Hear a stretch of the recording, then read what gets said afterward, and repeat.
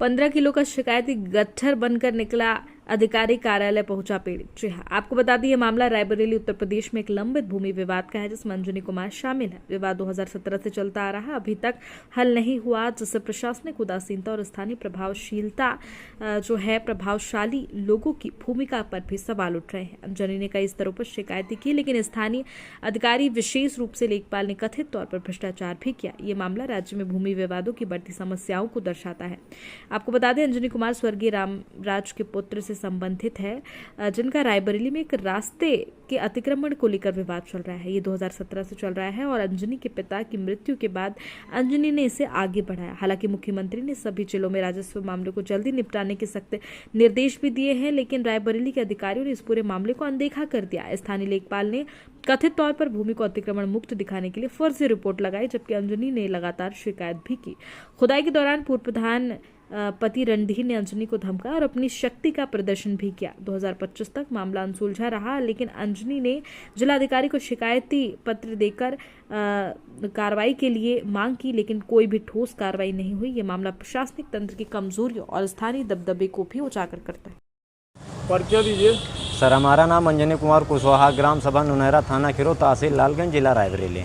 क्या समस्या है जो बोरा लेकर आए हैं आप? सर, समस्या हमारी यह है कि हमारे यहाँ दर्ज नाली, चक्रोट हैं, तालाब हैं, अन्य मंदिरों के रास्ते हैं, उन पर हमारे गांव के दबंगे कब्जा कर लेते हैं। कब्जा करने के बाद उन अपनी ज़मीन को दिखा करके, सरकारी ज़मीन को कब्जे में लेकर के जो भी आवाज़ उठाता है उसके ऊपर मुकदमा कर दिया जाता है और बाद में उस मामले को ये दिखाया जाता है कि हमारा मामला विचाराधीन है। वो अपनी गाटा संख्या का जो है स्टे ले लेते हैं और जो सरकारी ज़मीनें हैं कब्जे पे, उनको कब्जा बनाए रहते हैं।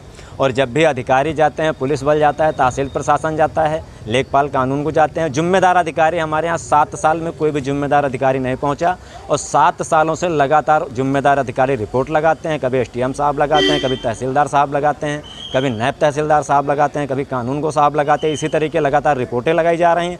7 साल से हम दौड़ रहे हैं। अब यहाँ तक मामला आ गया है कि अब 2025 की जुलाई समाप्त होने वाली है। अब कुछ लोगों ने ये कहा है कि हम लिखित में दगा दे देंगे कि प्रार्थी जो है एप्लीकेशन देने का आदी है। तो मैं मुख्यमंत्री जी से कहना चाहता हूं कि आपके उत्तर प्रदेश में 7 साल से आपके जिम्मेदार अधिकारी किस प्रकार जनता को दौड़ा रहे हैं। 1 महीने में 15 चक्कर कलेक्टेड परिसर के 80 किलोमीटर आना जाना मेरा होता है। मैं एप्लीकेशन देने का आदी हो गया हूं और जो मेरे गांव में करोड़ों को गमन करके बैठा है रणधीर कुशवाहा, उसके सहयोगी जिन्होंने सरकारी ज़मीनों पर कुंडली मार कर बैठे हुए हैं, आए दिन हमको धमकी देते हैं, मुकदमा लिखाने की धमकी देते हैं, फर्जी रिपोर्ट लिखाई जाती है, मुझे परेशान किया जाता है, जान से मार देने की धमकी दी जाती है, मेरी माँ बहन की गाली दी जाती है, जिसका वीडियो मेरे पास मौजूद है, सारे रिकॉर्ड मेरे पास मौजूद हैं। सर, मेरे पास गवाह नहीं है, क्योंकि मेरे पास सबूत है, गवाह पैसों वाले के पास बहुत हैं। ये जो एप्लीकेशन का गट्ठा लेकर आप अंदर गए थे जिलाधिकारी के पास, तो जिलाधिकारी जी ने क्या कहा? जिलाधिकारी जी ने ये कहा है, सारे कागज उन्होंने देखे, उन्होंने कहा ये तो बहुत बड़ा मामला है। मैंने कहा मैम 7 साल से दौड़ रहे हैं, आपके चौखट के चक्कर काट रहे हैं, महीने में 30 दिन होते हैं, 25 दिन हमको आपके यहाँ चक्कर काटते बीत रहा है। और जिसके बाद आज तक उच्च अधिकारी रिपोर्ट लगा रहे हैं, मगर उच्च अधिकारियों के द्वारा कभी ग्राम सभा की कोई सुध नहीं ली गई है। जो भी अधिकारी जाता है उसकी जेब गर्म कर दी जाती है, वो उल्टा रिपोर्ट लगा देता है। इसी तरीके उत्तर प्रदेश की रायबरेली में लगातार गरीब चक्कर काट रहे हैं। अधिकारियों को सोचना चाहिए कि कौन आदमी होगा कि गर्मी हो या ठंडी हो या बरसात हो, साल के 12 महीने वो 40 किलोमीटर 70 किलोमीटर दूर से डीएम कार्यालय आ रहा है। अगर उसको शौक़ नहीं है अधिकारियों के पास चक्कर लगाने का, उसकी मजबूरी है। आपके गद्दी पर जो एसी में बैठे दलाल चोर बैठे हुए हैं, 80,000 रुपये 1.5 लाख रुपये महीने की सैलरी लेते हैं। इन दलालों से पूछिए कि इनकी क्या मेहरबानी है जो गरीब अपने छोटे छोटे बच्चों को लेकर के भूखा प्यासा कलेक्टेड परिसर, मुख्यमंत्री परिषद, डीएम कार्यालय, एसडीएम कार्यालय दौड़ रहे हैं। क्या हो रहा है मुख्यमंत्री जी, आपके कार्यकाल में क्या हो रहा है? मैं पूछना चाहता हूं। मेरे पास एक बोरी कागज़ रखा हुआ है, आपके अधिकारियों की देन है और मेरे शिकायती पत्र हैं। 7 साल से दौड़ रहा हूं, यहाँ तक कि मेरी जान जिस दिन चली जाएगी उस दिन शासन प्रशासन की आंखें खुलेंगी। सब सुरमा लगा कर बैठे हुए हैं, काला चश्मा लगा कर जिला अधिकारी। आज क्या बात हुई, क्या आश्वासन मिला? सर, उन्होंने ये कहा है कि जो भी इसमें हमने बताया, हमने कहा उन्हें कहा ये मुकदमा जो है उसने स्टे ले लिया है। तो मैंने कहा मैम स्टे उसने अपनी 36 का लिया है।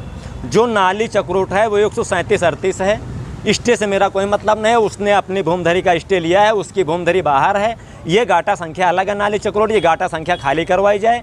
और इससे पहले आशीष सैनी के द्वारा जो वहाँ तक मार्ग जाता था, लेखपाल थे 2022 में, उन्होंने पैसा लेकर के पूर्व प्रधान से साठगांठ करके वहाँ पे दीवार का निर्माण करवा दिया। बोले यहाँ आबादी है, अब हम कुछ नहीं कर सकते हैं। आज बता रहे हैं वहाँ तुम कैसे जाओगे, तुम सरकारी ज़मीन खाली कराओ, मेरा जाने ना जाने की आप टेंशन मत लो।